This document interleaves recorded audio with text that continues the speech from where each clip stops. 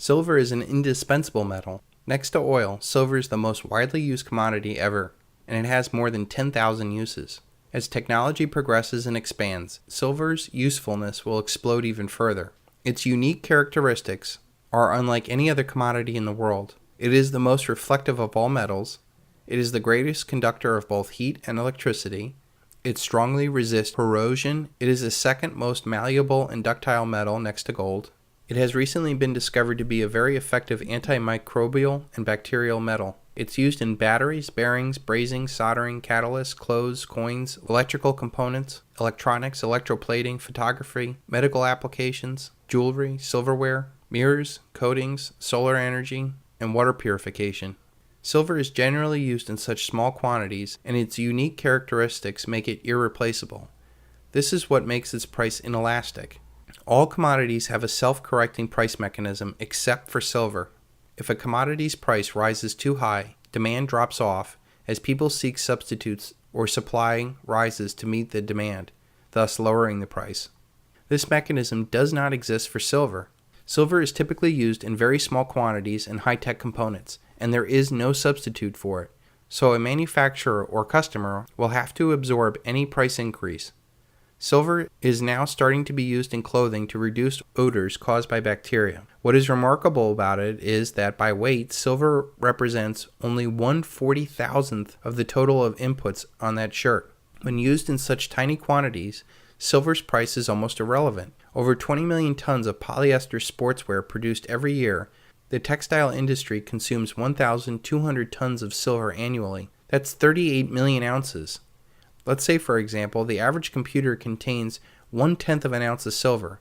That would mean that there is about $3 of silver in the computer. Now let's assume the computer in question costs $1,500. If silver were to go to $1,000 an ounce, the same silver in that computer would be $100. Do you think Apple Computer is going to throw its arms up in the air and cry that they can no longer sell computers because silver is too expensive? No, they will raise the price of the computer and probably advertise that it has the most silver in it. Do you think the average consumer is going to say, I would buy a computer at $1,500, but at $1,600, no way? No, they'll find a way to get the extra $100 so they can read the latest online news about Miley Cyrus. It's not just consumer products that are at risk. It's the companies, the industries, the nations that are at risk. Apple has a market cap of $400 billion. If a strategic commodity like silver starts having shortages, their billion-dollar empire is endangered. Companies will go into panic buying, securing any amount of physical silver they can because their entire value-added business is dependent upon it. They will not be buying SLV or certificates of deposits. Only the real physical silver will suffice. They will whip out their huge checkbook and stock up. Now you can see why rising prices actually increase demand. And it's not just the computer industry that's relying upon silver. It's the multi-billion-dollar industries like energy, medical, and the military.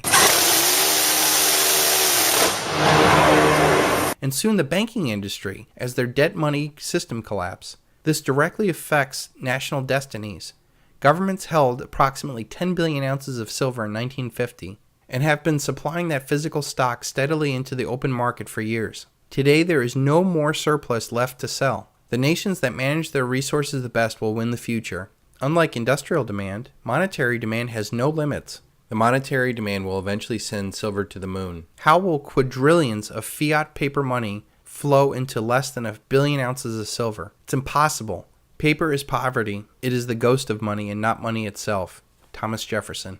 I have seen bright and intelligent men fail to understand that the electronic digits in their computer screens are not real money. They always do get it when you hold an ounce of gold or a 100-ounce bar of silver. It's a frightening aspect of our society that we've become so detached from real money that most of us cannot even comprehend real money. Do yourself a favor this week and go to your local coin shop and just touch an ounce of gold or a big fat shiny bar of silver. Then look at that wad of paper in your wallet, or worse, the digits in your bank account, and tell me honestly, where would you rather invest your future?